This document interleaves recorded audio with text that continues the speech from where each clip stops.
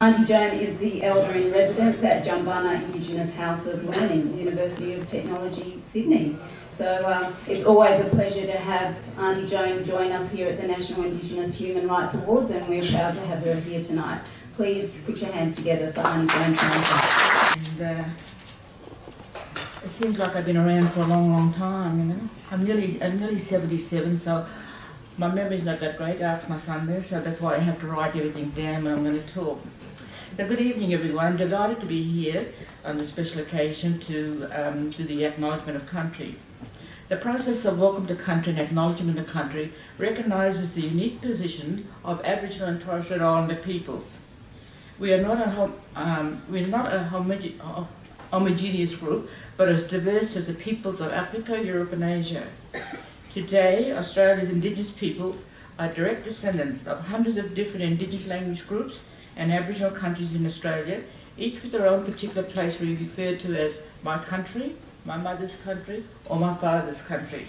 In saying this, we're referring to land known as country, with each family or language group have held traditional custodianship and responsibilities that have been passed down for hundreds of generations over many, many thousand years. We've held these responsibilities to our landers to ensure its spiritual and cultural survival since time began. The land is the source of our identity. The land I'm standing on today is not my traditional country. I'm a Maori woman from Waka Waka country, and I have strong connections to the Krakouer people of New South Wales from my mother and my grandmother down here. Aboriginal and Torres Strait Islander people hold a unique position in this country. We are the original owners and custodians of these lands, and most importantly, we are the first Australians. This is important that this unique position is recognised and included as part of official proceedings of events such as this. Because this is not my country, I cannot welcome you here. As you know, welcome to country is with the traditional custodians. In most cases, an elder welcomes people to their lands. However, I do give an acknowledgement of country, and this is a way in which the wider community can demonstrate respect for Indigenous protocols, cultures and heritages. It's extremely pleasing to know that here in a place like this, I'm still able to do the acknowledgement. On behalf of this gathering, I would now like to acknowledge the Gadigal people of the Eora Nation. They are the traditional custodians of the land on which we are meeting tonight. I would like to pay my respect to their elders, past, present and future, acknowledging them as the elders for this particular country. And I pay respect to the elders, past and present, and to all those who've gone before me, and any Indigenous peoples here tonight, and to everyone in the audience. Thank you. I'd like to invite to the stage our host and convener of the National Indigenous Human Rights Awards, the Honourable Shaket Mosselwain, MLC. Please welcome her. Well, thank you very much, Carla, and thank you, Auntie Joan, for that wonderful welcome and acknowledgement of country. I appreciate your support and your presence here always, and thank you for being with us. I begin by acknowledging the traditional owners, custodians of the land on which we meet and pay our respects to you and to the elders, past and present and emerging. I acknowledge and welcome so many of my parliamentary colleagues, the Minister and Shadow Minister for Aboriginal Affairs, the President, the Deputy President, and the Assistant President of the Legislative Council, Parliamentary Friends of Reconciliation, consular representatives, community leaders, academics, unions New South Wales, social justice workers, multicultural, Aboriginal and mainstream media, representatives and many other respected members of our Aboriginal and Australian and Torres Strait Islander communities. It is of particular honour for me as convener to be with you this evening celebrating the 5th Annual National Indigenous Human Rights Awards here at New South Wales Parliament. I thank you for your support, whether it be in sponsorship, in nominating worthy individuals, in judging, emceeing, speaking, or travelling hundreds of kilometres to be here with us tonight. I thank you individually for simply being here with us. I am proud of these awards. They have shone a modest but a bright light on the plight of Aboriginal and Torres Strait Islander Australians. Without you and the kindness of the community and the descendants of Eddie Mabo, of Dr. Yunupingu, and Anthony the Man Mundine himself, who have allowed us to use their names for these awards, and I thank them sincerely for their support. Tonight we gather to recognise and celebrate Aboriginal Torres Strait Islander individuals who have significantly contributed to the advancement of human rights and social justice in Australia. The work of the award nominees are not only important to the First Peoples, but also to the wider Australian community. These incredible individuals help us understand, appreciate, and acknowledge our nation's history and remind us that we still have a long way to go in addressing Australia's social justice and human rights issues for our Indigenous Australians. Platforms such as this are one way in which we are able to promote awareness, recognition, and a deeper understanding of the issues facing Indigenous Australians. Sadly, Australia continues to be called out by the international community for its failure to take the necessary action to raise the plight of our Indigenous peoples and address their social and economic well-being. The 2018 Human Rights Watch World Report criticised Australia's record on over-imprisonment of Aboriginal and Torres Strait Islander people, often for minor offences such as unpaid fines, and our inadequate measures to prevent violence against Aboriginal and Torres Strait Islander women. According to Amnesty International, Indigenous children make up 1 in 15 kids in Australia, but are half of all children in Australia's youth detention centres. Aboriginal and Torres Strait Islanders are 13 times more likely to be imprisoned than the rest of the Australian population. If you are an Indigenous child, you are 25 times, think about it, you are 25 times more likely to be imprisoned than your non-Indigenous classmates. Aboriginal women are now the fastest growing prisoner demographic in Australia. Australia is built on the spirit of egalitarianism that embraces mutual respect, tolerance, fair play and compassion for those in need. Yet, the statistics paint a very different reality for the First Peoples of Australia. It is common knowledge that Indigenous peoples are among the most marginalised and vulnerable people in the world. As an advanced multicultural nation, we need more than just a commitment to engage. We need more than that with our Aboriginal and Torres Strait Islander communities. We need to take meaningful action to advance and fully protect the rights of Aboriginal and Torres Strait Islander peoples. 26 years since the Mabo decision, Indigenous Australians continue to bear the burden of gross social, cultural, economic and health inequity. Despite some improvements in recent times, there is an enduring lack of progress in government policies, programs and national laws when it comes to issues around discrimination and over-incarceration of the most vulnerable members of our community. Disappointingly, the practical recommendations made by the UN Human Rights Committee have largely been ignored by our Australian governments. One, though, should never give up, irrespective of the task ahead. Losing a fight may be the first step in winning a battle. One has to persevere in the struggle for justice. History shows there are no winners without sacrifice. So we need to escalate the fight and bring the cause to national and international attention. Whether the cause is constitutional or recognition or treaty or statehood or sovereignty and self-determination, the modus operandi is constant and it's simply a continuous fight for the cause. Our cause is social justice and human rights for our First People, and that is why it is so important for us to come together here tonight at the only national platform that recognises and awards social justice and human rights warriors in our Aboriginal and Torres Strait Islander Australians. So it is a great privilege to be in the presence of such courageous Aboriginal Torres Strait Islander Australians who continue to further the cause of human rights and social justice for the First Peoples of Australia, young and old, men and women. I take this opportunity today to announce that in 2019 I hope to have 2 additional awards, a Youth Award and an award recognising the work of Aboriginal and Torres Strait Islander women.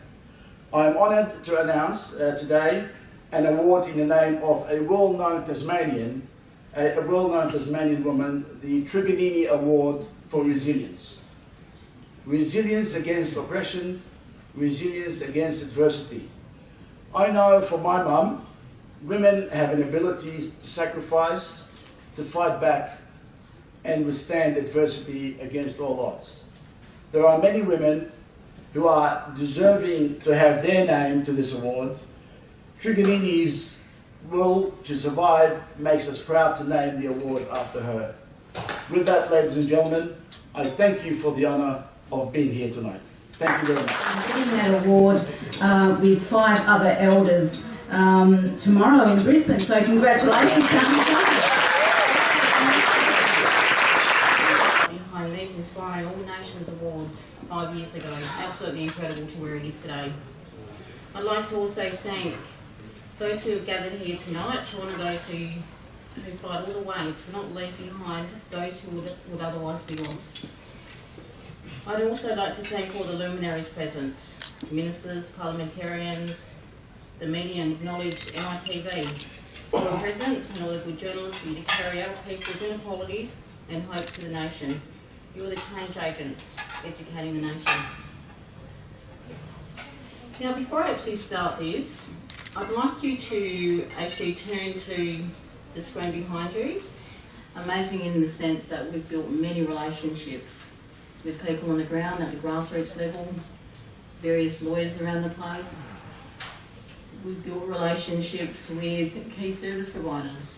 Each of those relationships and partnerships are really quite important, particularly when trying to secure outcomes for those families that we're working with. They're the most important people there because we're trying to stabilise their life circumstances in that situation. Suicide is an epidemic. The suicide rates in Australia has risen time and time again, and this year is no different.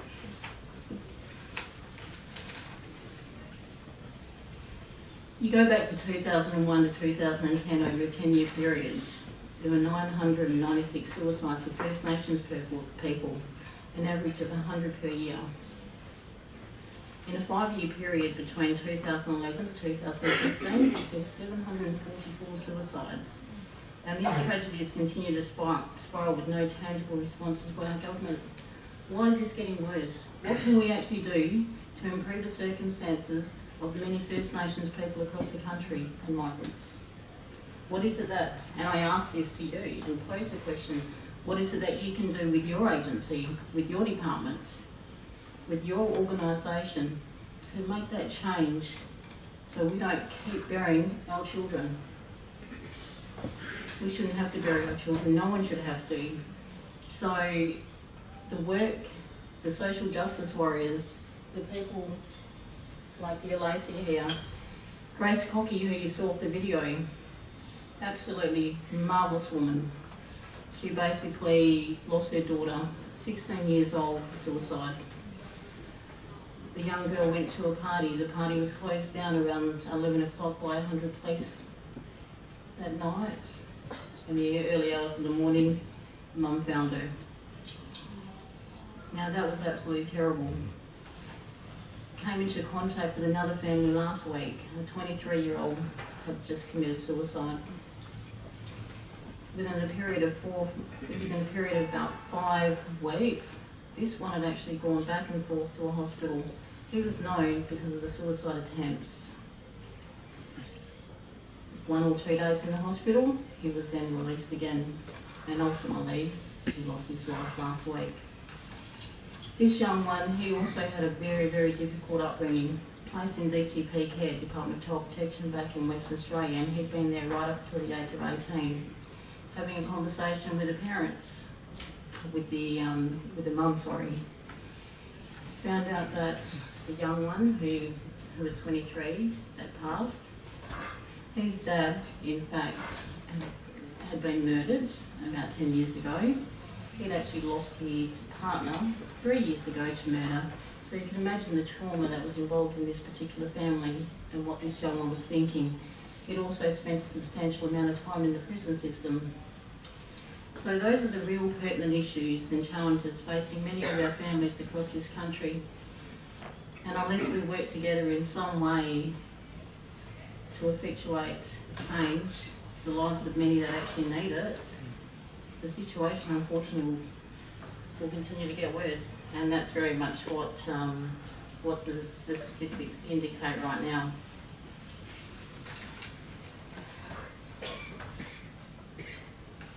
In the state where I'm from, Western Australia, 60% of my mob live below the poverty line. Again, in Western Australia, we have the highest incarceration rates of any mob. 1 in 6 First Nation people in Western Australia have been to prison, 1 in 8 nationally.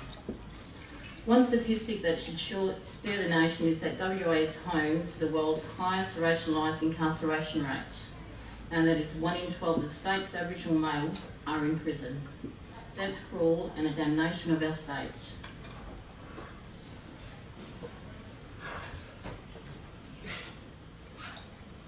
In the taxi coming here tonight, and I'll just share with you one more story. In the taxi coming here tonight, we've been supporting another family. We've been supporting this family for the last 6 months. She had 4 children. One of her children, she lost to suicide 6 months ago. And she was about 40 years old. The one who was 40 years old, rest in peace, she also had 3 children. Her nan took care of 2 children because the other one went elsewhere. The nan, she has terminal cancer.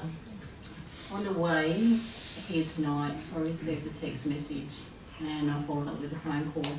She's in a hospice and I spent some time with her last night. And when in the hospice last night, we just listened to Charlie Pride. You know, a lot of black fellas love that Charlie Pride. Listening to Alan Jackson. And it was just a really beautiful, special moment. Again, people need people. And we just walked and I pushed in a wheelchair and went for a bit of a stroll. But it was absolutely beautiful. If you go back about the last 6 months, I've been really, really quite tough for her. When I first came into contact with this lady, went to her house, and at her house I noticed that she needed to get up 3 flights of stairs to get to her bedroom. This lady, she also had the terminal cancer which I mentioned. Through the National Indigenous Critical Response Service, through this man Jerry Georgiadis, who I absolutely love and respect, we managed to negotiate a home for this lady so she didn't have to go up these 3 flights of stairs. And we helped out in many ways. She also, like I mentioned, she had 4 children. She lost one to suicide, another one of her children, and all 4 have been in custody and one like the other. But another one is in a prison in Western Australia at the Governor's pleasure. So when you actually sit down and you take the time to sit down and listen, and when you listen you actually hear what the people are saying, only then you can actually see what the real issues are affecting that family. You take the time to build those relationships and geez, the respect level is absolutely amazing. The change that you can make for one person, and you know how big some of these Aboriginal families are. Absolutely incredible. Like I mentioned earlier, I'm one of 13. Just in our own immediate family, there's 200, so you can imagine all the Christmas gatherings and so forth. That's absolutely crazy. But with this lady, we managed to, as sad as what it is, we managed to provide some kind of, what's the word? We improved her life circumstances a little tiny bit. In that, we gave her children some hope. And she's a very strong lady.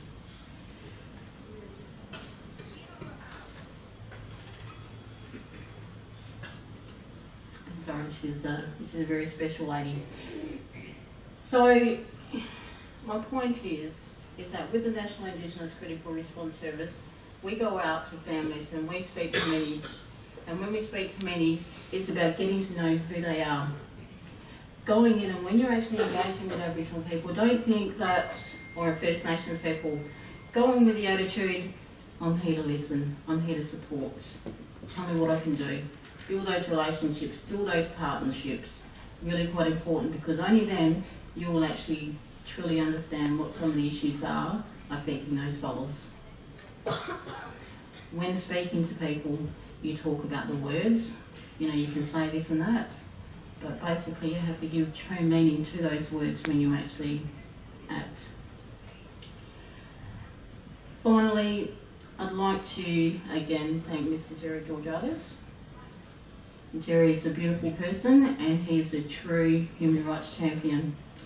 I moved back from Melbourne last year and I came into contact with Jerry through my work. Some of the stuff that he's actually taught me in his teachings has been absolutely amazing, and I'm really, really thankful for that. A man who turns around and 42,000 rough terrain wheelchairs to over 70 countries is absolutely incredible, and that's only one of the things that he does. And I'm very privileged to be working with Jerry. The other thing which I'd like to mention just before I finish, Stuart Levitt. Levitt Robinson, with the work that they're doing with Lacey, taking on the state government of Western Australia, trying to, right the wrongs that this family has endured since March is absolutely amazing. Lacey and her children, they're absolutely special to me, they're special to the service, and no children or nobody in Lacey's position or anyone throughout Western Australia or Australia should be placed in this situation. So in that sense, Stuart, full credit to you and your team for helping with Lacey. So on that note, just a couple other things which I'll mention if you don't mind. I've been very, very blessed in the area that I work with to work with some absolutely incredible people. Some programs that absolutely make a profound difference to the lives of many. For example, the First Nations Homelessness Project in Western Australia. 600 children are in their homes tonight because of the innovation of that particular project. The First Nations Homelessness Project, basically it's operating at the termination end. So that's, you have your 3 strikes, and this project or this program intervenes and they work out some kind of tangible outcomes, and that is that they work with Homes West, they save the house, but as a result of people out there who are true human rights champions, people that want to make that profound difference, they go into the lives of others, and like I mentioned earlier there's 600 people or 600 little people in homes because of programs like that. Working with Nulla the employment program, which Merv Needs is part of, or which he very much runs. Absolutely incredible. People coming out of prisons. Ordinarily, if you try and get a job and you've got a record, very, very hard to get, particularly if you're trying to work in the resource sector. This program is absolutely innovative. It doesn't care who you are. It doesn't care if you have a record. It doesn't care what kind of past you have. What it cares about is making that profound difference, and that is a difference that has been made to the lives of many. So on that note, thank you very much. I really do appreciate your time for listening, and I know that working together, and particularly when you're working with the lives of many people that we work with, the vulnerable people, people who are impoverished, you can make a difference to that life just through your empathy, your understanding, and it's absolutely an incredible feeling when that happens. Much love and respect. Thank you.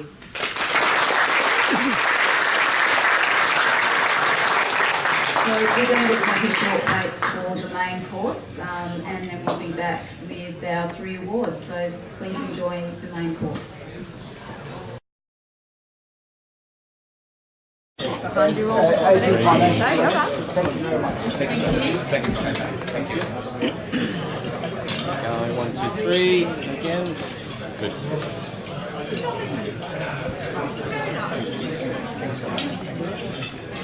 Okay, and now we'd like to present the awards to our judges for tonight.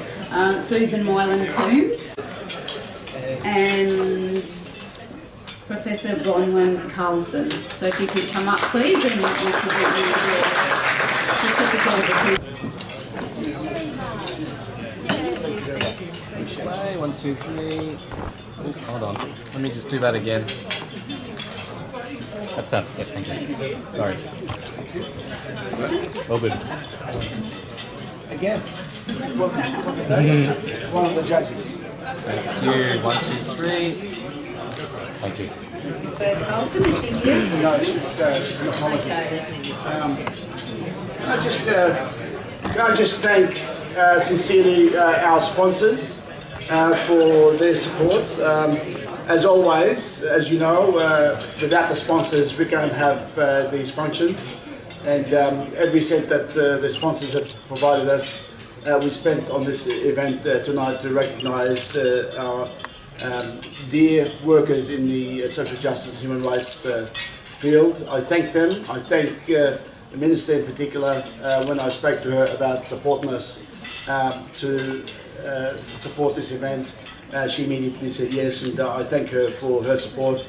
I thank the friends who I called and at a phone call also supported us, and I thank also the judges for ensuring that we have a very well deserving recipients whose names we'll be announcing shortly. So thank you very much, and we'll start, I think, with the cake cutting coming up. We have a traditional cake that we bring, and we're about to bring it out to cut the cake, which we'll share as well with all our guests. Thank you.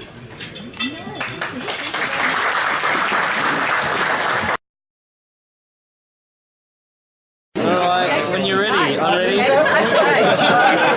I'm ready to go. I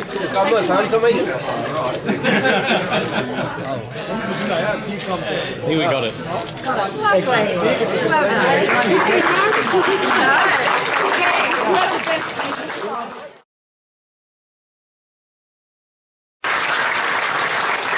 So we're going to take a short break for the main course, and then we'll be back with our 3 awards. So please enjoy the main course. We need a drum roll here.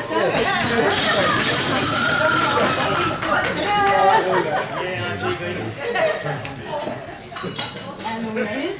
And the winner is, I'm proud to announce, Miss Megan Cracker.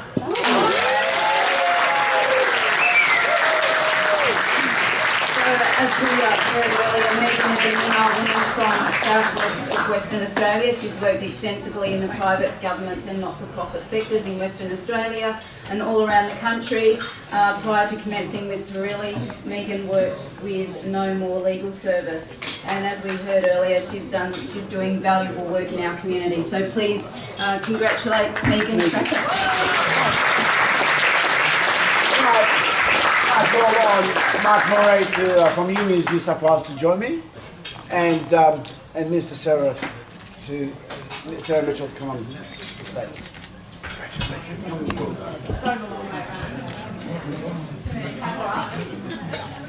Is Sarah? Sorry, I just thought I'd avoid the problem.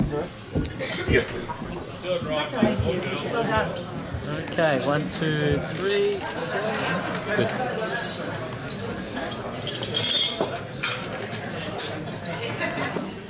I'd just like to just say a couple of words.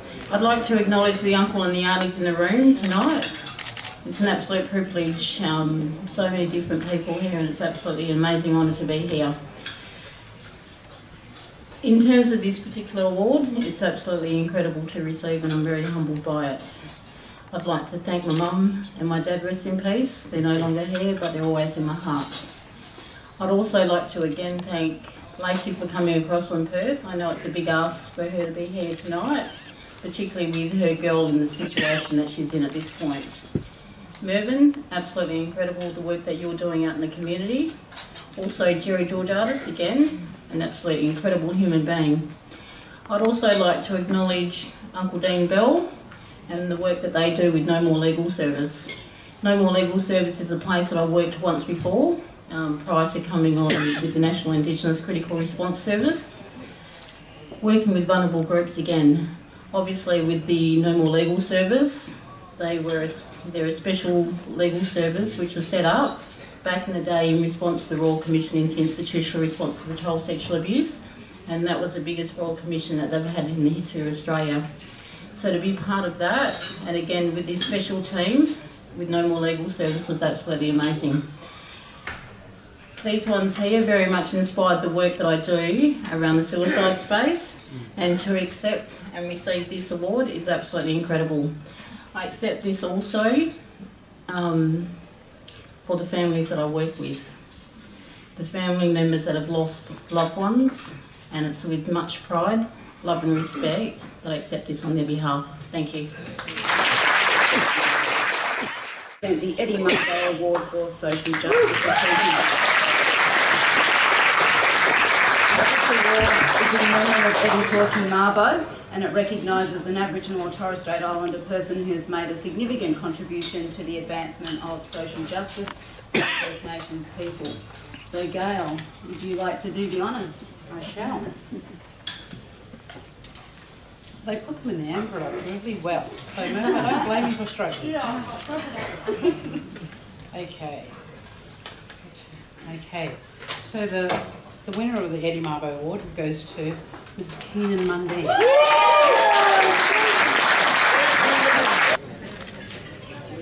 Thanks, guys.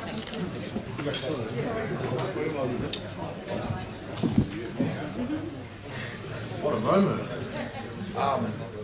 Before I continue, I'd like to acknowledge the traditional custodians of the land and pay my respects to my elders, past, present and future, and the Gadigal people of the Eora Nation. You all know and should be familiar with my story. I'd like to take the time to thank, the people that Uncle Merv that nominated me. I'm really nervous tonight. I've never received an award like this in my life.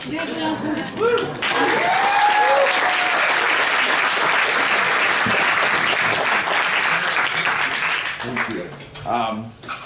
This award means very much to me, and to be on this stage and to have my name next to names like Uncle Eddie Mabo and Uncle Charlie Perkins and the people that have paved the way for us people here in Australia, and to be proud as an Aboriginal man coming from such, what can I say, very humble beginnings, and to be in a system that's designed to keep us in there, to be able to break the chains of that and to come out and to be able to work in my community with my people and my kids, and to show them that there's another way to life than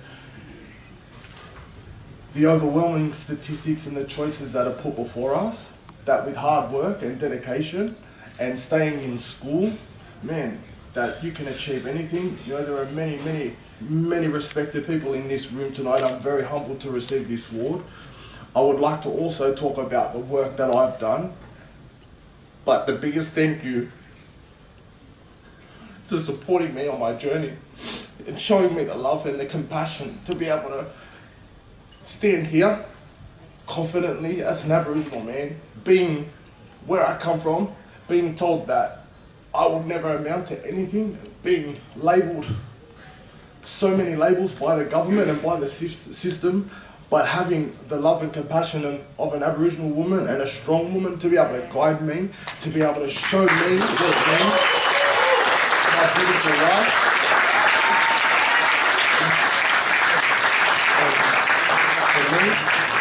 I never had a woman in my life, and to have an amazing woman like this in my life, not only to be my wife, but to raise my 2 children, I am no prouder man to be here tonight, so thank you very much.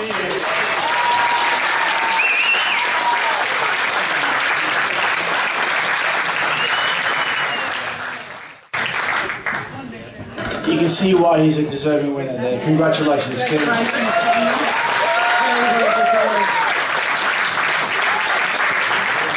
Now, our next award is the Anthony Mundine Courage Award, and unfortunately Anthony couldn't be here with us tonight. He's overseas with his dad training for his upcoming fight in November. However, we do have his beautiful mother here, Lynn Mundine, and I'd like to call her up to present this next award on Anthony's behalf. Please welcome Lynn Mundine.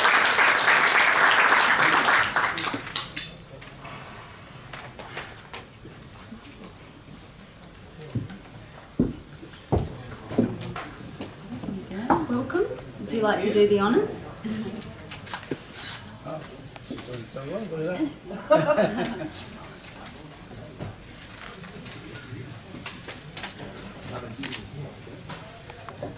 And it goes to Clinton Pryor.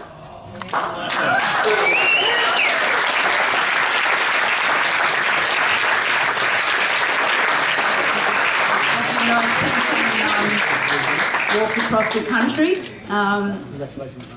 all the way from Harrison Island in Perth all the way to Parliament House in Canberra. He followed songlines and visited local communities in a bid to address the many injustices against our First Nations people of this land. He's a very courageous man. Please congratulate Clinton Pryor.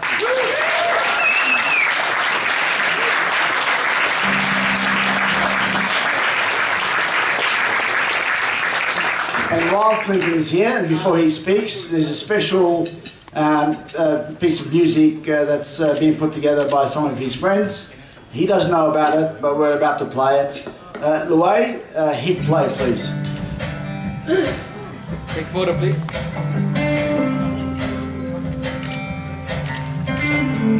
Thank you, sir. This is great. Are you friends?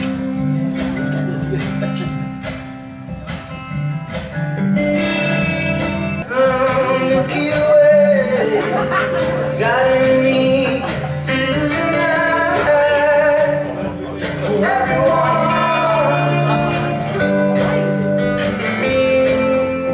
I know we can walk together.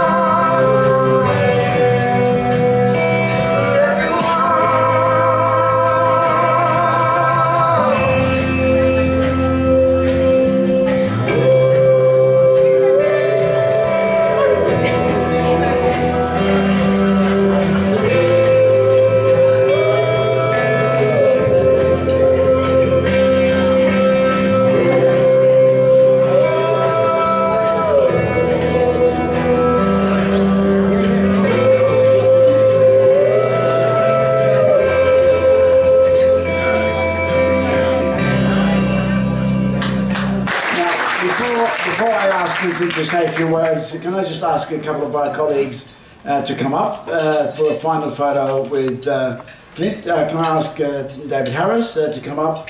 Can I ask Jeff McMullen, please join us, George Jatos, and my favourite on NITV, Natalie Ahmed, to come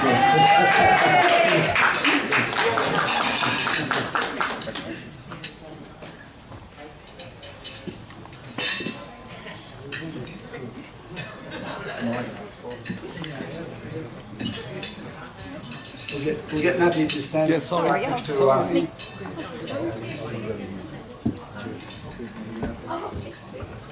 Okay. Move together, Jerry. Get in the middle. Okay. Okay, we'll do one over here. Yes. 1, 2, 3, and again. Oops. Thank you. Just wanted to say it was made for me before I came here from Port Augusta, all the way from LA. I'm a bit nervous to speak in front of you all today, but you know what? I walked 6,000 kilometres across the country. There's no point being nervous.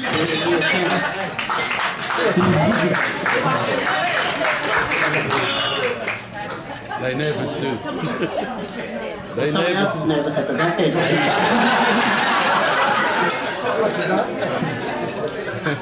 I just wanted to say, firstly, I want to acknowledge the traditional owners of this land and the people from this country area. You know what? When I was a kid, I just want to tell you a bit about myself and what maybe led up to the walk. Why I did the walk. I grew up as a young kid in community life in a shared house. I never had a house. I grew up in a shed, living in poverty, but also living in a community, seeing a lot of our people living in poverty. And I always used to ask that question, why is a lot of our people living in poverty and a lot of our people are dying, committing suicide, going into jail?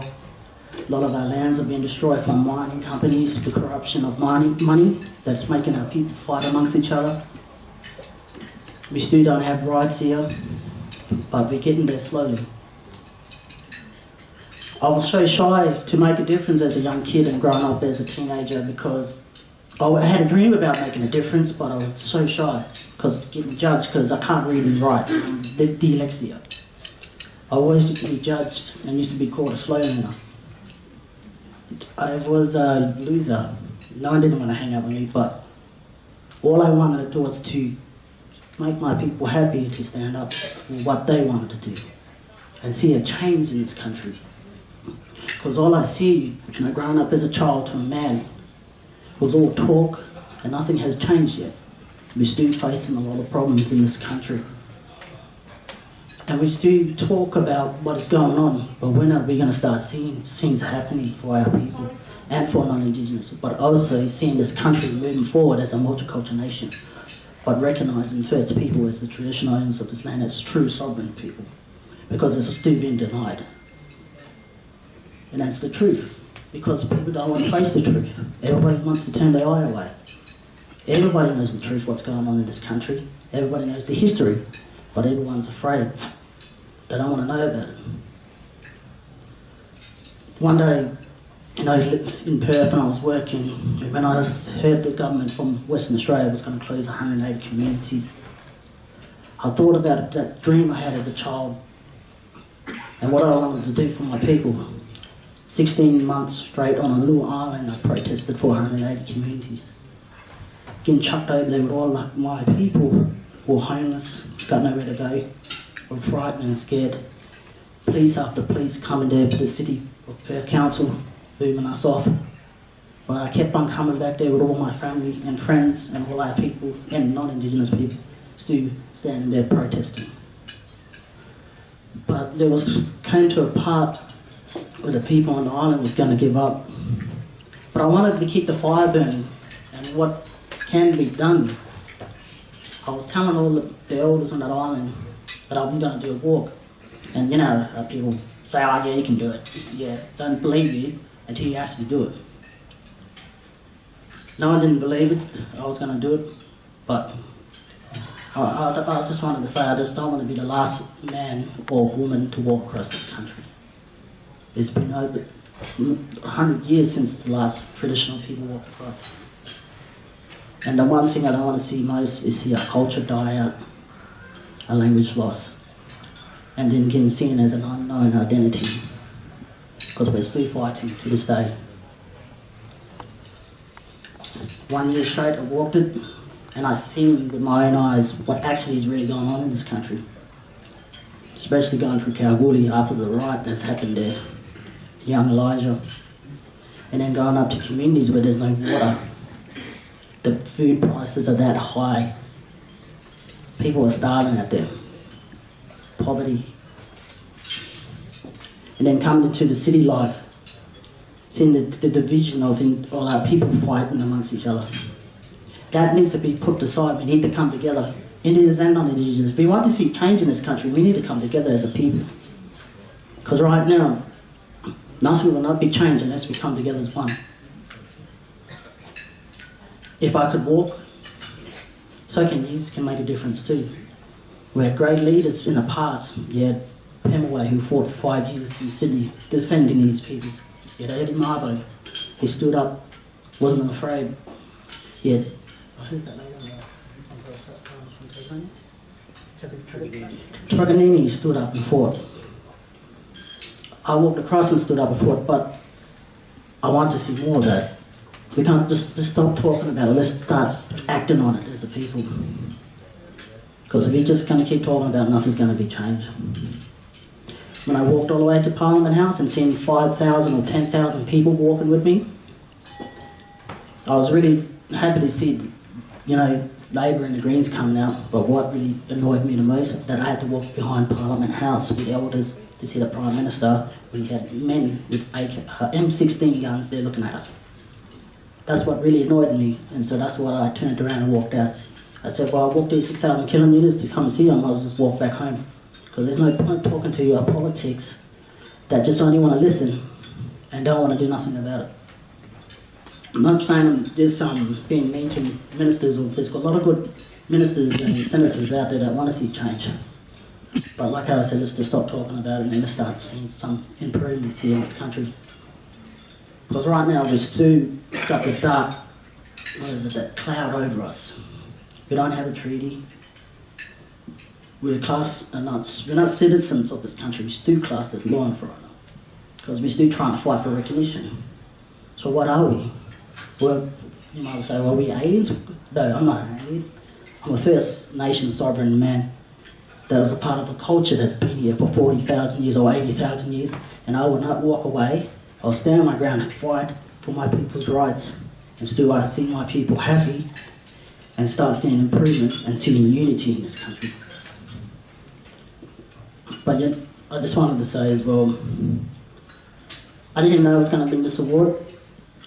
I just came across a phone number that some guy was, Leroy was trying to get in contact with me for 3 weeks, 4 weeks straight. I just called him last week. For 3 weeks? 3 weeks, 3 weeks. You got him? Got me last minute and didn't know that I was going to win this award.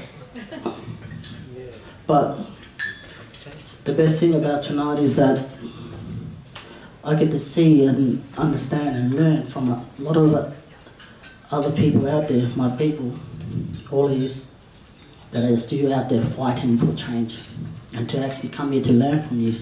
Because that's what it's all about. The more you learn, the more knowledge you gain, the more power you got behind with truth. And no one can defeat you with that, because you got the truth and you got the power behind you and you know everything. But no, thank you for that.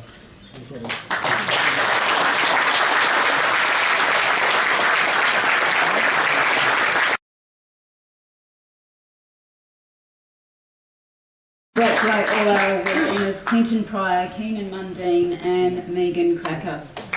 And we'd like to say a few closing words. Well, thank you for that, Carla. That was powerful words there, Clinton. That, from somebody who said didn't want to speak or couldn't speak. There were very powerful words that came across all our hearts and said it with complete sincerity. and with a powerful message. Thank you, Clinton. And, it was tough. You were walking, but we were chasing you for weeks to try and make sure he gets here. And Clinton not only we booked flights for him, and then he missed a flight. Then we booked another flight for him, but finally he's here, and he's delivered this very powerful story. I'm deeply touched and honoured to have you, Clinton. Thank you very much. Last bells ring. I do want to acknowledge my own certificate of recognition as the convener of the National Indigenous Human Rights Awards. I want to acknowledge an individual who's joined us here tonight. I read a little bit about his background. He's been a real spirit, a real inspiration for young people, and I want to call on, in presenting this award in recognition of his inspiration to Indigenous youth, I want to call on Blake Ferguson to come up. Blake Ferguson.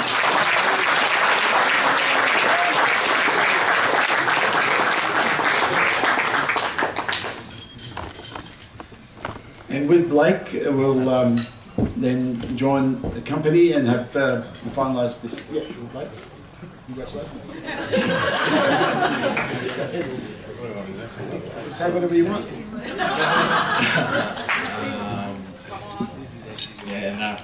Thanks, mate. I'm really good for this. What do you want to say?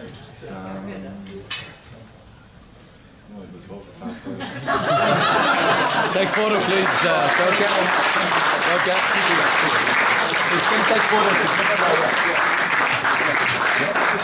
It was a surprise for him, so he had no idea. Thanks to me. Yeah. He's right. I think you want him. But thank you again. One final gift. Can I have that one of those pens, please? Yeah. One.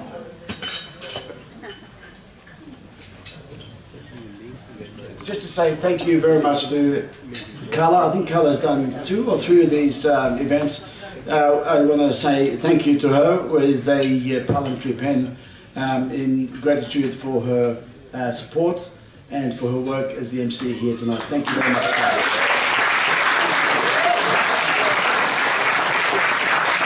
Well, that concludes tonight. Thank you very much, and please enjoy the sweets. I think they've been wiped out. But if you want some more, there's plenty of it there. Thank you very much once again. Thank you.